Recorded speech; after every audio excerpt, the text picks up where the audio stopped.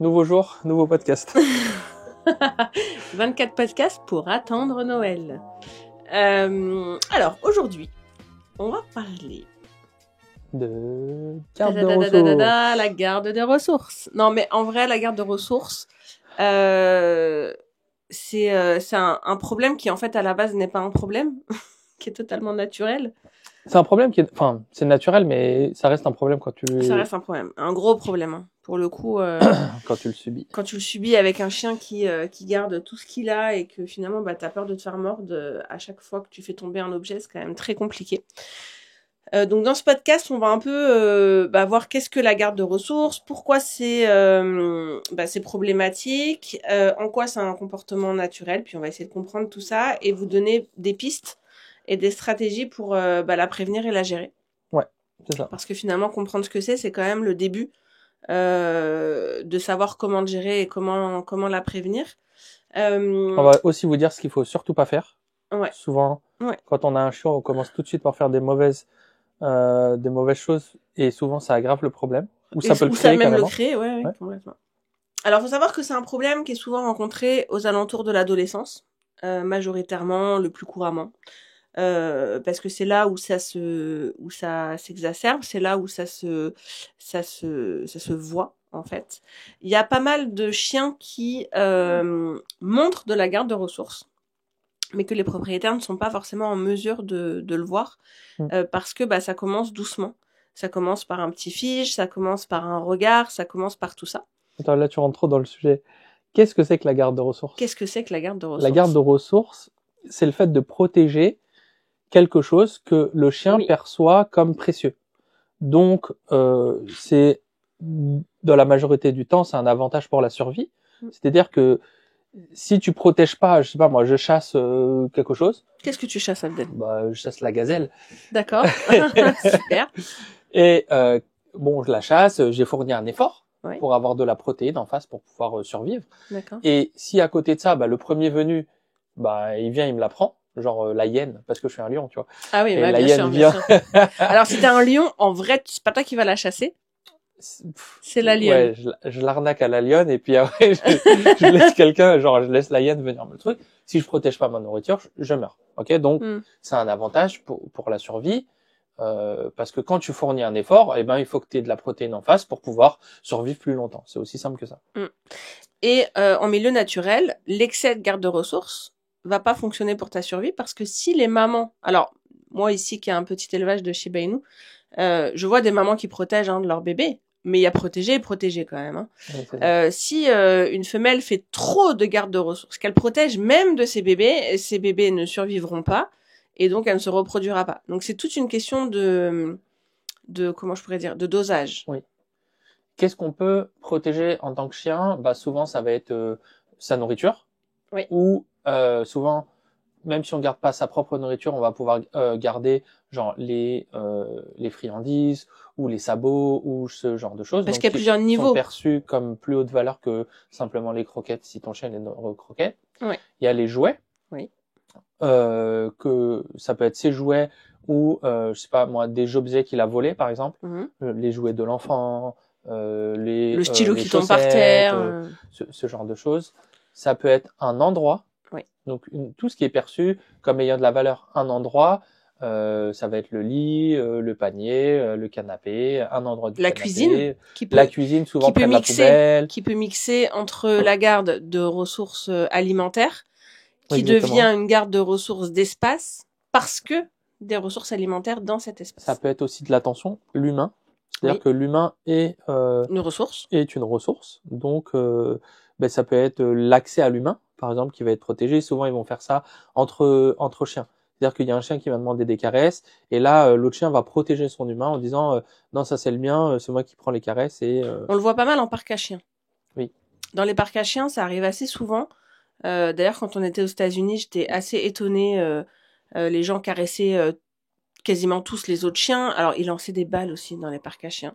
Mais ça, c'est assez courant, la protection du propriétaire. Il y en a pas mal qui nous en parlent quand même, en disant moi, je peux pas caresser les autres chiens, ou dès qu'il y a un chien qui vient me voir, l'autre chien est pas très sympa. Par contre, ce qu'il faut distinguer, c'est par exemple Akiko. quand elle se fait caresser par un humain, c'est pas son humain, c'est un humain qu'elle rencontre, l'humain d'un chien, qui la caresse. Puis là, quand le chien de cet humain vient la voir, elle va grogner. Puis les gens disent ah, elle me protège. Non, elle protège pas l'humain qui la caresse, elle protège l'action de se faire caresser, le moment. Ouais, C'est-à-dire qu'elle n'a pas envie de se faire embêter à ce moment-là. Donc ça peut être. Et des fois, les chiens ils peuvent aussi protéger des trucs incongrus, qui ont pas, mais que eux perçoivent comme ayant de la valeur. Par exemple, il y a des chiens qui protègent leur propre caca. Il va faire caca et puis il va. Ça on en a eu. Hein. Oui, on en a eu un. Oui. Il va protéger, ou alors il va protéger des choses qui pourraient sembler un peu aléatoires. Genre tu viens, tu poses ton manteau. Et en fait, il va protéger ton manteau. Ça, j'en ai eu aussi. Oui. J'ai fait me faire mal. C'est pour ça que je donne l'exemple. Oui. Et du coup, ça peut. Je m'y attendais pas. Ça peut venir de ça. Je m'y attendais pas. Enfin, il peut y avoir ce genre de cas de figure un peu bizarre. Tout à fait. Et ça peut être un bout de papier aussi. Vraiment, dès que le chien perçoit de son point de vue perçoit quelque chose comme ayant de la valeur. Oui. Et ben, il va venir pouvoir le protéger. Enfin, il peut venir le protéger. Bah d'ailleurs, on en a un peu parlé dans la réactivité, dans la peur. On parle pas forcément des choses réellement de valeur. On parle de ce que le chien perçoit comme une menace, dans le cas de la peur ou de la réactivité. Et là, quelque chose que le chien perçoit comme important pour lui. Donc c'est pas forcément ce que nous on perçoit comme important. Je pense que si vous faites tomber un billet de 100 €, il le percevra pas vraiment comme quelque chose d'important. Par contre, vous faites tomber un vieux bout de sandwich, là, par contre, ce sera important. Exactement. Ou ça peut être le papier du sandwich, des fois. Ça peut être vraiment, papier ça dépend vraiment du chien. Et ce qu'il faut savoir, c'est que normalement, c'est un comportement qui est naturel. Oui. C'est-à-dire que des fois, il est un peu trop exacerbé pour l'endroit où vit le chien, ce genre de choses, mais c'est quelque chose qui est totalement normal. Bah, c'est l'instinct de survie. Exactement. Ça sert à survivre et c'est classique que les chiens en aient. Là où ça devient problématique, c'est quand ça concerne l'humain. C'est-à-dire quand le chien protège vis-à-vis d'un humain, parce que forcément le risque de morsure est très problématique. C'est moins grave s'il protège vis-à-vis des autres chiens. Pour deux raisons. Déjà parce que une bagarre entre chiens, c'est toujours quand même moins grave qu'une bagarre avec un enfant ou avec un humain. Pas que j'hiérarchise les vies, mais bon, quand même.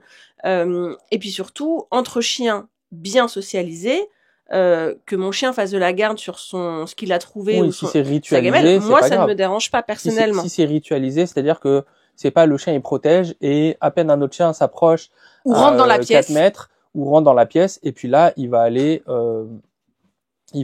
défoncer l'autre chien et aussi on peut souvent ce qui peut se passer c'est que c'est contextuel. Par exemple, deux chiens vont pas garder un endroit où ce genre Akiko le faisait au début et on pouvait faire une balade avec des chiens, mais dès qu'on allait rentrer dans la voiture, ben là en fait elle gardait l'accès à la voiture des chiens qui n'étaient pas ceux qui habitaient avec elle. Et donc ce qu'on était obligé de faire, c'est de faire rentrer l'autre chien en premier. Du coup il y avait un statu quo qui était déjà là et là on pouvait la faire monter et là il y avait pas de problème. Oui. Donc comme à la maison. Des fois ça peut être assez un peu plus complexe de gérer. Comme à la maison, on peut pas. Enfin, si Akiko est déjà là, c'est très compliqué qu'un chien pénètre chez elle. Par contre, si le chien rentre d'abord et qu'elle arrive chez elle, elle comprend très bien que c'est chez elle et que ce chien n'est pas chez lui, mais la perception de la menace est amoindrie. Donc ça permet de travailler. C'est le contraste. Ouais. Le chien est déjà sur place, donc le contraste entre il y a rien et il y a un chien, il est plus fort en fait. Exactement. Quand le chien arrive après. Il y a comme une intrusion.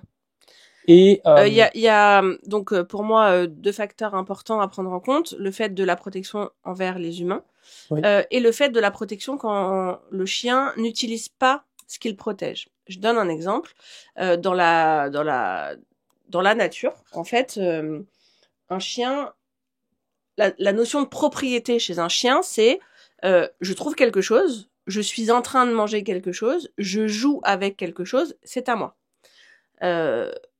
Mais ce n'est pas parce que mon maître l'a acheté au BHV la semaine dernière qu'il est à lui. C'est simplement quand il est en train de l'utiliser, en train de s'en servir. Là où ça pose problème, c'est quand justement le chien n'est pas en train d'utiliser, n'est pas en train de manger. Je donne un exemple, une friandise au sol, hein, une vieille oreille de bœuf qui traîne par terre. Un chien arrive et là, le chien à qui il appartient, je mets des guillemets, de base, va courir le protéger. Or, il n'était pas en train de s'en servir. Là, ça devient problématique. C'est que là, il y a quelque chose à travailler. Par contre, si votre chien est en train de ronger son oreille de bœuf, et là, un chien arrive et essaie de négocier pour le lui prendre, pour la lui prendre. C'est ok qu'il exacerbe des comportements comme le grognement, montrer les dents en disant non, non, là je suis en train de manger, tu ne me le prends pas. Là pour moi, oui, il y a de la garde de ressources, mais elle n'est pas problématique. Donc, il faut vraiment distinguer le côté problématique de la garde de ressources du côté totalement normal et naturel. Et il y a une petite parenthèse que je voulais dire, parce que je crois qu'on a oublié de le dire, mais des fois, on a l'impression que le chien va garder rien du tout, mais il garde quand même. Ah oui, ça, je voulais y revenir après dans le côté problématique. Et souvent, il peut garder une odeur, en fait, le chien. Oui. C'est-à-dire qu'un endroit où tu as posé, je sais pas moi, du poulet, et finalement, bah, le poulet, il est parti, un autre chien l'a mangé, tu l'as enlevé, il l'a mangé, tout ça. Mhm. Et ton chien peut continuer à garder Oui. un endroit où l'odeur a été posée. Et ça démontre un problème sur la garde de ressources. Parce que un chien qui garde une odeur, alors si c'est par exemple, c'est arrivé ce matin en balade, dans les feuilles mortes, il y avait, alors je ne sais pas quoi, peut-être d'ailleurs de la nourriture, j'en sais rien. Nous on n'est pas comme les chiens, hein. Il devait y avoir sûrement un reste de nourriture. En tout cas, nous on a perçu ça comme une odeur parce que visuellement on n'a rien vu. Akiko était en train de renifler et Nato est arrivé pour renifler aussi, comme elles font d'habitude. Hein. Elles s'entendent super bien, la mère et la fille, il n'y a aucun souci de protection de ressources entre les deux. Et là, Akiko, qui d'habitude laisse tout à Nato, a commencé à grogner et vraiment lui a demandé de ne pas approcher. Donc je ne sais pas s'il y avait vraiment de la nourriture, mais en tout cas, elle gardait cette odeur-là. Bon, après, quand les chiens s'entendent bien, il n'y aura pas de souci. Mais pour vous dire que parfois, c'est vrai que ça peut être invisible. Donc on a l'impression qu'ils ne gardent rien. Mais il n'y a pas forcément rien. Alors, la garde de ressources, ça peut venir de plusieurs endroits. Enfin, ça peut être un mélange de plusieurs facteurs. De plusieurs facteurs. Il y a souvent la génétique. C'est-à-dire que génétiquement, comme pour la plupart des soucis, que ce soit par exemple de peur ou de résilience, en fait, la génétique, elle va avoir un impact. Du coup, il y a des chiens qui peuvent naturellement garder plus ou moins. Oui. Donc, moi, je le vois à la maison sur certaines lignées dans les Shiba que je reproduis. Il y en a qui gardent plus que d'autres. C'est ça. En tant qu'être humain, on peut aussi exacerber la garde de ressources par rapport à nos comportements à nous. Par exemple, une fois, on avait eu, tu te souviens, un cas en bilan où la personne était tellement stressée que son chien grossisse qu'il lui donnait 100 grammes de croquettes light, et ça pendant 6 mois. Et on était allé le voir, et le chien avait 9 mois, je crois. Ouais, et le chien avait tellement faim qu'au début il gardait sa gamelle, et puis après ça s'est déplacé à toute la cuisine, et après dès qu'il voyait de la nourriture il se jetait dessus. Et en fait c'est juste et même à côté, on pouvait pas passer à côté de la gamelle. Rentrer dans la cuisine, ça devenait compliqué. Oui, et les déplacements aussi. Après, au bout d'un moment, il commençait à gérer même les déplacements. Et en fait, ce qui se passait, c'est que le chien avait tellement faim de façon chronique que qu'il était obligé de garder, parce que ça prenait tout son temps de cerveau, parce qu'il avait faim, quoi. Ouais, ça avait pris une valeur qui n'aurait pas dû. En sachant que dans la garde de ressources, en termes de langage corporel, on a parlé du grognement, on a parlé du fait de se figer, de regarder, mais il y a un indicateur très fort d'une garde de ressources qu'il faut vraiment, vraiment travailler très rapidement. C'est les chiens qui gardent les pieds. Alors, ça va parler à certains qui le vivent, à d'autres beaucoup moins. Oui, qui viennent gérer les déplacements. Voilà, grosso modo, en fait, c'est une gestion d'espace et de déplacement. On a l'impression qu'il attaque les pieds, on ne sait pas trop pourquoi, mais c'est parce qu'en fait le mouvement le dérange, parce que le mouvement pourrait indiquer le vol de ce qu'il garde. Et puis parfois dans des pièces qui n'ont rien à voir, c'est-à-dire que j'ai n'importe quoi, il y a un os, je sais pas, dans le salon, et nous on va commencer à marcher dans le couloir, et là il va venir comme attaquer les pieds, donc vraiment se mettre dessus, il essaie de nous immobiliser. Oui. Ça, c'est de la garde de ressources. Donc, si votre chien présente ça, c'est de la garde de ressources. Il n'y a pas forcément la ressource en visuel pour vous, mais c'est de la garde de ressources déjà à un stade où il faut vraiment commencer à le travailler. Ce qui se passe souvent aussi, c'est quand on a un chiot, on commence à avoir un chiot et tout ça, et il y a deux choses qu'on fait souvent, c'est que il y a ce vieux mythe qui est de dire qu'il faut aller trifouiller dans la gamelle du chien pour qu'il s'habitue et du coup sinon il va te dominer ou faut qu'il Et puis s'habitue surtout que tu ne et tout pourras ça. plus Donc, toucher dans sa gamelle parce que tu ne l'auras pas habitué. exactement. Et donc ça évidemment faut pas le faire parce que Pourquoi ? il va percevoir le fait que tu t'approches de sa gamelle comme une menace. À chaque fois que tu viens, c'est pour trifouiller dans sa gamelle, c'est pour l'empêcher, c'est pour le déranger. Et moi, quelqu'un qui me dérange au restaurant pendant que je suis en train de bouffer, je garde ma ressource. Je te le dis direct, moi, j'ai faim, ok ? Faut pas m'embêter. Et Ça va favoriser l'apparition c'est ça. ou en tout cas l'intensité de Ben, la garde. ça favorise ouais, c'est ça. L'apparition ou ça va venir exacerber un peu le comportement. Sinon, ce qui peut se passer aussi souvent, c'est que ton chien il va commencer à ramasser des trucs dans la rue, surtout quand il est chaud, parce que il découvre le monde en découvrant, en mangeant un peu des trucs par terre et tout ça. Puis le chien est un glaneur. Et C'est comme toi, ça qu'il survit. ouais, c'est ça. Et toi, tu vas venir flipper. Et à chaque fois qu'il va trouver, je sais pas moi, un bout de papier, n'importe quoi, tu vas te jeter dessus, tu vas lui ouvrir la bouche, et là, tu vas commencer à lui enlever. Et là, il peut faire trois choses, ton chien, il a que trois solutions. Mais un, il va se dépêcher de manger le truc. Donc là, t'as pas envie, parce que si c'est un os de poulet, il peut s'étouffer. Donc il va venir se dépêcher. Soit il va essayer de fuir. Donc il prend et puis il va courir au bout de la laisse et tout. Et puis toi, tu vas l'attraper parce que. Si t'as une laisse, tu peux le rattraper. Mais S'il le jour est où t'as pas lâché, de laisse, il se barre et là, ça peut être dangereux. Ou alors, il va protéger sa nourriture et là, il va commencer à apprendre que si jamais il te grogne dessus ou il te lance les dents, t'enlèves les mains. ou qu'il te mord, là, t'enlèves les mains. Et donc, il va comprendre que ça fonctionne. Et donc là, on vient aussi exacerber un comportement ou allumer un comportement. C'est-à-dire que des fois, dans sa génétique, Le comportement est présent. comportement existe. Si on l'allume pas jusqu'à un certain âge, ce comportement ne va pas s'allumer et donc ne va pas s'exacerber. Et c'est parce qu'il n'a pas l'occasion de pratiquer ça. Mais si jamais, dès son plus jeune âge, tu commences à lui enlever des trucs de force ou à te jeter sur lui pour lui prendre, pareil, tu vas venir allumer ce comportement. Oui. Donc encore une fois, comme on avait dit dans les précédents podcasts, quand tu captes que ton chien il a ce type de problème, ce qu'il faut venir faire, c'est ne pas travailler sur le fait accompli. Tu peux pas attendre qu'il soit en train de bouffer le bout de poulet KFC pour te jeter dessus. Non, tu sais qu'il y a ce problème-là, mais en dehors de la situation, de façon récurrente, tu dis là on va commencer à travailler le refus d'appât ou ce genre de choses. Et tout à l'heure tu as dit qu'on ne devait pas mettre nos mains dans la gamelle. Oui. Qu'est-ce qu'on pourrait avoir comme exercice quand on a un chiot ou même quand on a un chien, parce que je trouve qu'on parle beaucoup de la période chiot. On fera un podcast d'ailleurs sur la période chiot, je trouve que c'est hyper important.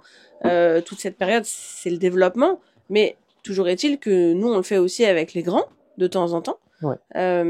Qu'est-ce qu'on pourrait faire pour que, justement, on prévienne un peu ce problème ? Parce que là, les gens qui vont nous écouter, soit ils ont un chien qui a déjà une garde de ressources et qui ont déjà un problème, et là, on va expliquer comment faire pour travailler plus tard. Ouais. Mais par exemple, moi, admettons, j'ai un chien et j'ai pas de souci de garde de ressources.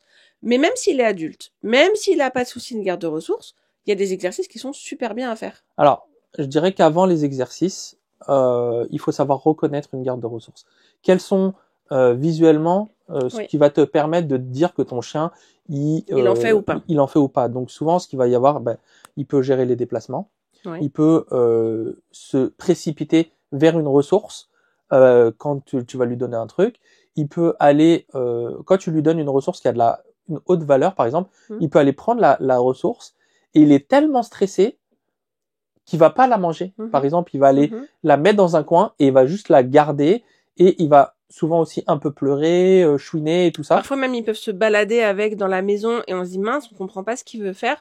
En fait, là, il aimerait l'enterrer pour la garder pour plus tard. Exactement. C'est quand même qu'il est pas totalement serein sur le fait de laisser sa friandise à disposition. Exactement. Il peut aller dormir dessus aussi. Oui. Donc gérer les déplacements. Après, être en état d'éveil. Exactement. Quand tu vas t'approcher aussi d'une ressource, des fois tu lui as donné, t'as même oublié, mais en fait il va se figer. Donc il va se tendre, son corps il va être un peu plus tendu, ou il va te regarder un peu de travers, un peu de côté, c'est-à-dire que son visage il est droit devant, mais il te regarde un peu sur le côté. Les well eyes, tu sais, les yeux de baleine. Exactement, t'as les poils hérissés, le fait de grogner, montrer les dents, lancer les dents, aboyer. Et on parle d'un état d'éveil parce que, par exemple, on donne une friandise, bon, il a fait tout ça, ou pas d'ailleurs, et à un moment donné, bon, il va se coucher. Okay, il va se coucher sur le canapé, tout va bien, puis nous, à un moment donné, on se lève pour aller aux toilettes, et là, le chien se lève aussi, et s'approche de sa friandise, sans pour autant la manger. Exactement. Là, il y a de la garde de ressources. Oui, c'est-à-dire qu'il va pas être... Il n'y a pas d'agressivité, mais il y a de la garde de ressources. Tout le temps relâché. C'est-à-dire qu'il n'est pas serein. Il va pas être tout le temps relâché, il va pas être... il va être tout le temps sur le qui-vive, en fait. Tu vois, il va s'attendre à quelque chose, il va gérer, il va avoir peur de quelque chose dans le futur, en fait. Donc, exactement. D'un événement, tu bouges, tu lui prends, ce genre de choses. Exactement. Donc, ensuite, tu me parlais des exercices. Je dirais que la première des choses, il faut toujours que ton chien soit gagnant dans l'affaire. C'est-à-dire que si tu t'approches de sa gamelle, faut qu'il soit gagnant. Mets-y du poulet, mets-y du fromage, appelle-le et évitez de faire trop les exercices de attends avant la gamelle. Même si ça peut être intéressant, il faut pas trop le faire, surtout si ton chien il a déjà un terrain, de lui demander trop d'autocontrôle au moment de la gamelle parce que c'est déjà une sensibilité qu'il a. Et donc il va voir que toi tu donnes beaucoup d'importance à ce moment-là. Alors que moi ce que j'aimerais c'est que ils se disent ok c'est cool, j'ai de la nourriture, de façon autant qu'il faut et tout ça. De façon générale, faire des autocontrôles, en tout cas nous on est plutôt pour. La gamelle, je trouve que c'est un très bon exercice et encore que. Mais quand votre chien a une sensibilité ouais. sur la garde de ressources, surtout ne pas le faire parce que on exacerbe le fait que oui effectivement tu n'auras pas cette nourriture tant convoitée et on aimerait baisser la valeur de cette nourriture. Et en faisant ça, on la baisse pas. Donc ça c'est deuxièmement, important. je dirais aussi pendant la phase de croissance de ton chien, ça dépend des races, mais on va dire que la majorité des races, d'après empiriquement, d'après tous les chiens qu'on a accompagnés, pendant la phase de, alors si t'es un labrador, ça marche pas, mais pendant la phase de croissance, on va pas rationner, ou alors on va rationner, on va donner à volonté, mais pas gratuitement. C'est-à-dire que on peut donner de la nourriture à volonté et à travers des jouets d'occupation mentale, par exemple. Juste que le chien n'ait pas un accès libre service. Exactement. À la nourriture. Il y en a qui l'ont et il n'y a pas de souci. Oui, hein, mais si ton chien il arrive bien à se réguler, pourquoi ? Parce que le jour où il sort pas, le jour où tu as passé ta journée sur le canapé, tu vas pas manger de la même manière que le jour où tu as fait 4 heures de randonnée en balade. Et donc, si tu viens restreindre trop fortement en suivant à la lettre près, souvent les gens font ça, surtout au début parce qu'ils ont peur, de venir donner 130 grammes parce que c'est écrit sur le paquet, en fait, tu peux venir créer une raréfaction des ressources pour ton chien et du coup il va commencer à avoir une sensibilité au niveau de la nourriture. Donc moi ce que je dirais c'est donner pendant une dizaine de jours, une quinzaine de jours, un mois, autant de nourriture que ton chien il veut, ok, mesurer combien il prend en moyenne et tu sais qu'à peu près s'il grossit pas, tu sais que c'est à peu près la dose qu'il lui faut et là tu peux commencer à venir lui donner ce qu'il faut. Surtout qu'en plus, on a suivi un séminaire là il y a pas très longtemps sur justement un peu l'obésité chez le chien parce que c'est quand même un très gros problème aujourd'hui dans nos sociétés actuelles, que ce soit pour les chiens ou les humains d'ailleurs, mais en tout cas pour les chiens malheureusement c'est le cas.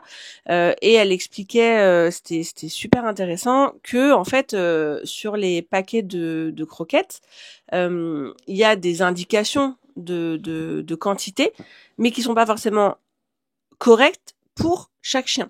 C'est-à-dire qu'en fait, il y a des calculs à faire. Alors, il y a des calculateurs maintenant sur Internet pour savoir quel est l'apport dont votre chien a besoin en fonction de sa race, de sa taille future, ses activités sportives, etc., etc. Parce que, je sais que c'est frustrant quand on est propriétaire, mais il n'y a pas une seule marque de croquettes, un seul goût de croquettes, une seule quantité de croquettes pour tous les chiens. C'est tellement plus varié que ça. Il y a des gens comme nous qui ont des métabolismes très lents, il y en a qui ont des métabolismes très rapides.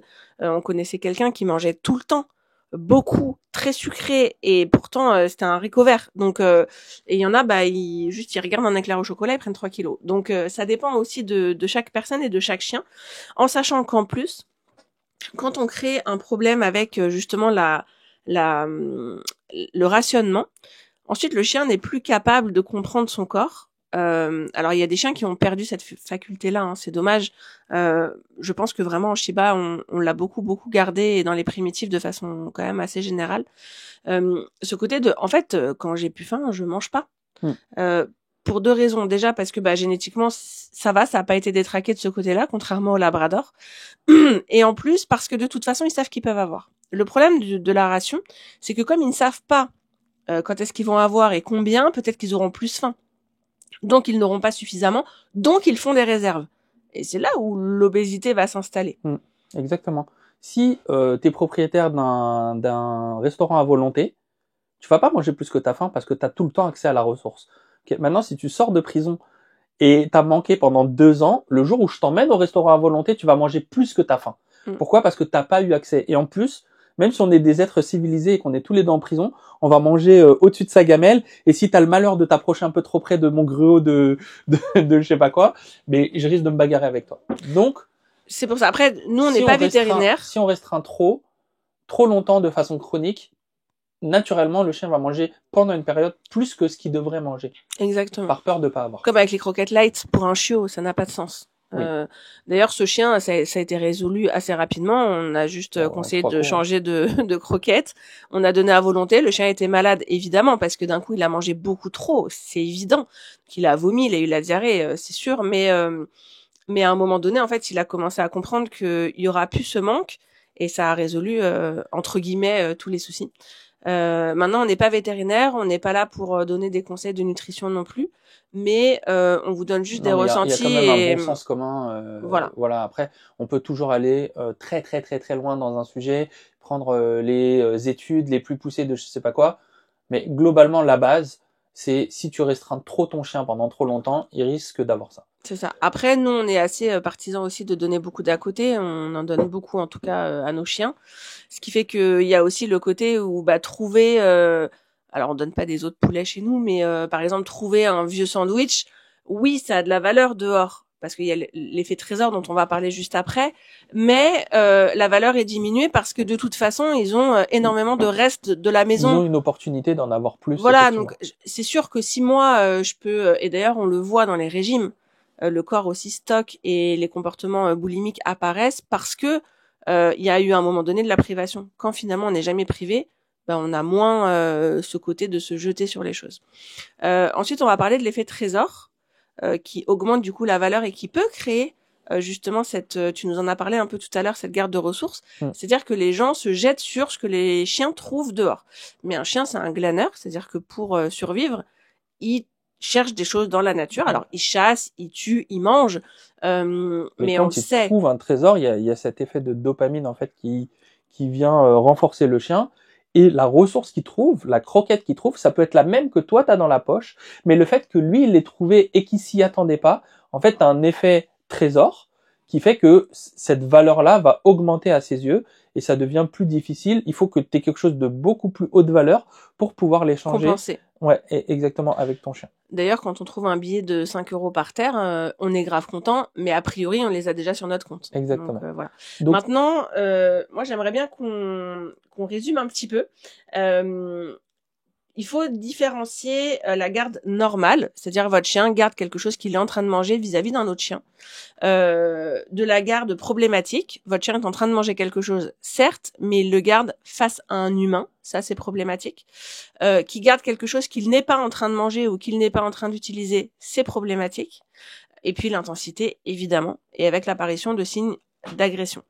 Maintenant, ça serait bien de voir un petit peu, maintenant qu'on sait un peu la reconnaître, je pense qu'on a un peu balayé le sujet. Comment la traiter un petit peu? Voilà, on a parlé un peu du fait de la prévenir. Ouais, c'est ça, quand t'es chiot, vraiment, t'approcher ton chien, lui mettre des choses dans sa gamelle, l'habituer, si tu vois qu'il a une petite sensibilité, que ce soit chiot ou adulte, à de l'échange où lui, il est gagnant systémetiquement. Donc, et ça, j'aimerais que ce soit, même s'il n'y a pas de sensibilité, pensez échange toute votre vie avec votre chien.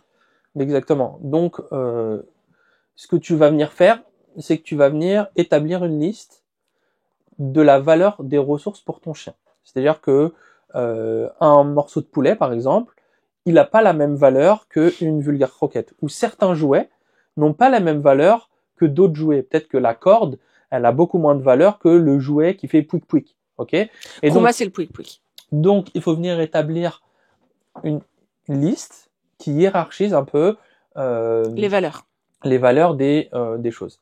Et donc là, qu'est-ce que tu vas faire? Eh ben, ça va être que tu vas échanger, tu vas lui proposer quelque chose de valeur 1, et tu vas pas lui échanger contre un truc de valeur 1000, mais tu vas lui échanger contre un truc de valeur 2. Grosso modo, il faut qu'il soit quand même intéressé par la ressource. Donc moi, par exemple, au début, ce que j'aime bien faire, c'est je prends quelques friandises, je les mets dans une chaussette, et puis je vais les donner au chien. Le chien, il va essayer d'avoir un peu les friandises. Donc je vais un peu tirer la chaussette tout doucement. J'attends qu'il me donne la chaussette, et dès qu'il me donne la chaussette, qu'est-ce que je vais faire? Je vais lui donner un petit morceau de jambon ou un petit morceau de poulet séché.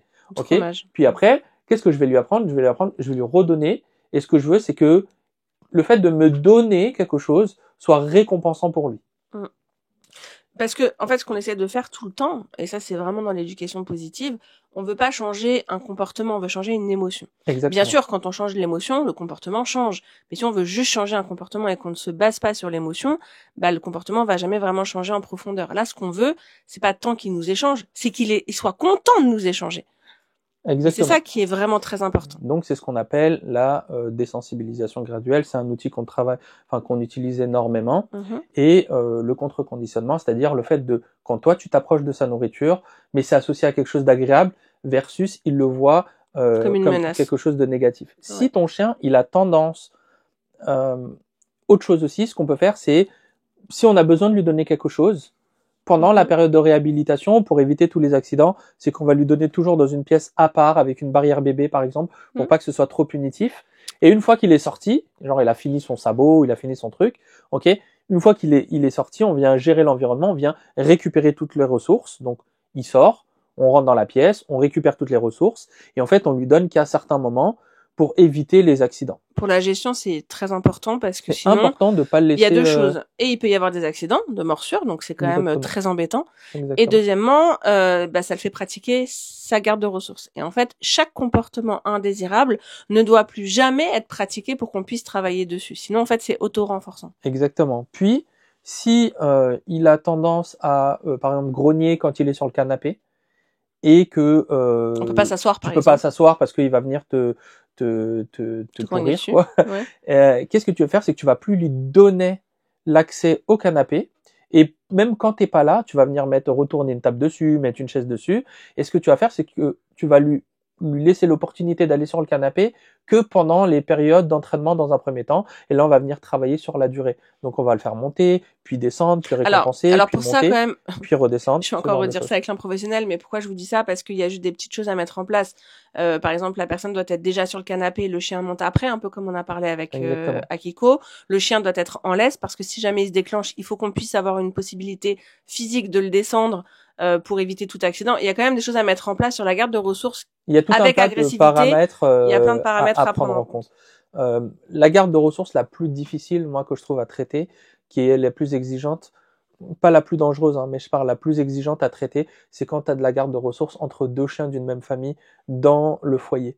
Là, c'est vraiment aussi assez compliqué à gérer. Ouais, il y avait quelqu'un qui faisait ça, c'était pas mal. En fait, elle avait une cage. Et c'était comme la cage où il y avait des choses à mâcher, donc il pouvait jamais y avoir de choses à mâcher ou des friandises de haute valeur dans la maison qui traînent, sinon ça pouvait créer des conflits. C'est ça. Et donc en fait les chiens demandaient à rentrer dans cette cage pour aller manger, et donc les autres chiens pouvaient pas les déranger. C'est le principe du safe spot. Et puis exactement. Et ça, je trouve que ça peut être quelque chose qui peut être très bien à mettre en place. Parce que ça permet déjà au chien de pouvoir aller manger un peu quand il veut, parce qu'il peut le demander l'accès, et d'être tranquille et de gérer les problèmes comme ça. Mais sinon, même si ton chien, pardon, excuse-moi. Juste les cas les plus graves, ça reste quand même la protection vis-à-vis de l'humain. Moi, quand les gens m'appellent et qu'ils me disent mon chien fait de la protection envers des chiens, c'est très embêtant et on va travailler. Mais disons que l'urgence et la gravité est quand même moindre que quand ils disent que le chien a déjà mordu. Après, faut évaluer s'il y a eu des morsures, quel type de morsure, dans quel cas, la fréquence des morsures, ce genre de choses. Ensuite, avant même d'avoir ce genre de problème, il y a quand même les erreurs à éviter et on va dire les mauvaises compréhensions de ces comportements. Par exemple, se dire s'il garde, c'est que il veut me dominer, par exemple. Ok, la dominance, on en parlera probablement dans un podcast, mais la dominance entre un humain et un chien n'existe pas parce que c'est pas la même espèce. Donc, si vous voyez les choses comme ça, la première des choses que vous allez vouloir faire, c'est réprimer votre chien. Et il faut pas réprimer un chien qui grogne parce que sinon vous allez cacher les signaux. Donc, pensez que votre chien garde pour avoir de l'autorité ou de la dominance envers vous, c'est une mauvaise façon de voir le chose. C'est souvent de l'insécurité ou de la peur. Oui. Donc, de la peur qu'on lui retire, de l'insécurité quant au fait de ne plus avoir. C'est ça. Et il faut lui montrer que c'est vous le chef. Genre, tu vas te prendre une rouste, c'est moi le patron, je vais t'intimider, ce genre de choses. Parce que comme je vous ai dit, bah ça va faire que exacerber le sentiment d'insécurité. Et ça peut justement mener plus rapidement à une morsure. Parce que si tu viens cacher un grognement ou le fait que ton chien se tend, ce genre de choses, et ben du coup, il lui reste à la fin que la morsure pour te dire que là, quand la cocotte minute, la soupape s'ouvre, là par contre ça va être la vraie agressivité, en sachant que, comme on l'a dit tout à l'heure, nous on essaie de travailler sur l'émotion. Moi je m'en fiche que mon chien me grogne dessus, ce qui m'embête c'est qu'il ait envie de me grogner dessus. Exactement. Ce qui m'embête c'est qu'il soit mal à l'aise avec le fait que je sois là, c'est ça qui me pose problème. Et pas tant le fait qu'il me grogne dessus, c'est une data, un élément à prendre en compte. Donc faut pas punir votre chien s'il grogne. Faut pas lui retirer des objets brusquement, surtout quand ils sont chauds, mais plutôt échanger pour qu'ils voient les choses positivement. Pourquoi on parle de vraiment l'échange? Parce que quand il se passe ce qui se passe, par exemple, votre chien trouve quelque chose dehors, vous n'avez pas forcément du poulet, bien sûr, sur vous, mais non, vous êtes censé quand même avoir des petites friandises de temps en temps, même à la maison. Je dis n'importe quoi. Votre chien fait pas de protection de ressources. Je sais pas, vous avez fait tomber, par exemple, nous on a des enfants. Quand on rentre, ils prennent une peluche. Et quand ils prennent le doudou de ta fille, c'est sûr que t'as envie qu'ils te le redonnent. Moi, nos chiens font pas de protection là-dessus, mais je vais échanger systématiquement. C'est devenu tellement un réflexe pour moi. Je vais dire, bah non, Nato, donne. Alors elle va lâcher le truc, puis je vais lui redonner un jouet de chien. C'est penser échange dans toutes les situations courantes de la vie courante. Ok, super Margot. Mais vraiment, faut toujours penser comme ça. Ouais. Et tu disais, vous n'avez pas toujours des friandises sur vous. Oui.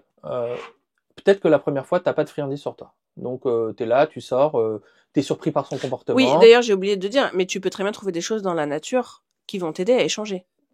Ah oui, il y a deux choses que je voulais dire par rapport à ça. Première des choses, si ton chien laisse quelque chose, ok, surtout pendant que on travaille la réhabilitation, si ton chien laisse quelque chose, on a parlé de l'effet trésor tout à l'heure, il faut qu'il gagne le trésor de temps en temps, pas tout le temps. Ça, c'est un point que je voulais aborder après. Mais si c'est pas un truc dangereux, je sais pas, c'est une vieille croûte de pizza, tu demandes à ton chien de laisser et qu'il la laisse, tu peux lui dire OK, va chercher ta pizza parce que tu m'as écouté. Et là, ce renforcement, il vaut plus que le morceau de poulet que t'as parce qu'il y a cet effet trésor qui va venir faire que ton chien est super content d'avoir eu l'accès au truc. Des fois, il peut pas, mais c'est hyper important que de temps en temps, il ait accès au truc qu'il voulait de base, au premier renforcement qu'il voulait. Et ça a le double effet qui se coule pour les gens de ma génération. En fait, c'est que ça vient effectivement renforcer le chien de façon plus forte parce que l'effet trésor est très fort, donc il est renforcé avec quelque chose qu'il aime beaucoup.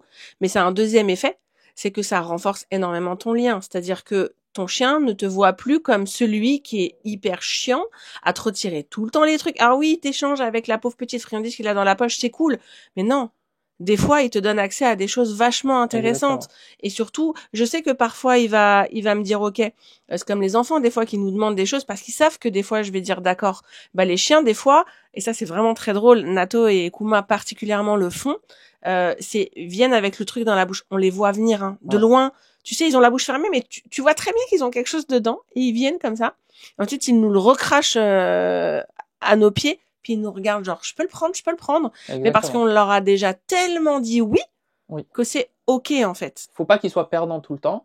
Et ce que je disais aussi tout à l'heure, c'est que si jamais la première fois t'es surpris, ton chien, il va ramasser un truc, t'as qu'une vieille croquette et tout.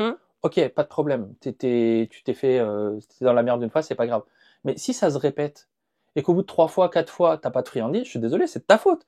C'est de ta faute que tu veux te retrouver dans ce genre de situation. Si tu sais que ton chien a cette sensibilité-là, il a ce problème-là, bah, va prendre du bon poulet, ok, sors jamais sans ton bon poulet, et tu viens le récompenser, parce que le jour où tu es dans la situation, au moins, mais ton chien va pas percevoir la chose comme négativement. Et si en plus il a le droit de récupérer le truc, par exemple la vieille croûte de pizza, tu vas lui dire non, tu laisses, il revient. Alors pour lui donner, il faut vraiment qu'il soit complètement détourné. Exactement. Tu viens le récompenser une première fois, et en plus il peut être récompensé une deuxième fois. Donc lui, il est gagnant 2 fois dans la situation. Il y a aucune raison que la fois d'après, il te reproduise pas le comportement. Et des fois, bah c'est non. tu laisses. Ok, bah tu laisses, mais au moins t'as un bout de poulet, viens, on va devant, ce genre de choses. Oui, puis c'est pas grave si de temps en temps il peut pas avoir ce qu'il a. Exactement. C'est sûr que quand il trouve mais si c'est 100% un vieil os là, comme la dernière fois Nathan, une espèce de truc rouge là, dégoûtant, c'est sûr que je lui ai pas dit ok tu peux le prendre. Par contre, on peut aussi échanger avec des trucs sympas. Il y a des feuilles d'automne en ce moment, bah on va shooter dans les feuilles pour les faire voler, on va jouer avec un bâton, on va créer un peu de prédation sur autre chose. Bah n'empêche qu'on a quand même détourné son attention de l'objet qu'il voulait avoir de façon première. Donc on peut quand même être créatif sur le fait d'échanger. Hein, c'est pas forcément valeur 1, valeur 2. Ça peut être soyez créatif. Est-ce que tu avais autre chose à dire un peu sur le sujet ou moi, ce que je voulais aborder aussi, c'est de se dire que la protection de ressources, elle est souvent mal comprise. C'est un comportement naturel, faut pas en vouloir à votre chien, c'est pas contre vous, c'est juste vraiment un patron moteur très fort. Maintenant, posez-vous la question de si ça se produit souvent, même s'il y a une toute petite sensibilité et que pour l'instant elle est pas grave. C'est-à-dire que vous avez pas d'agressivité réelle. Vous sentez que oui, votre chien peut-être pleure à chaque fois que vous lui donnez une friandise, peut-être ne la mange pas tout de suite, etc.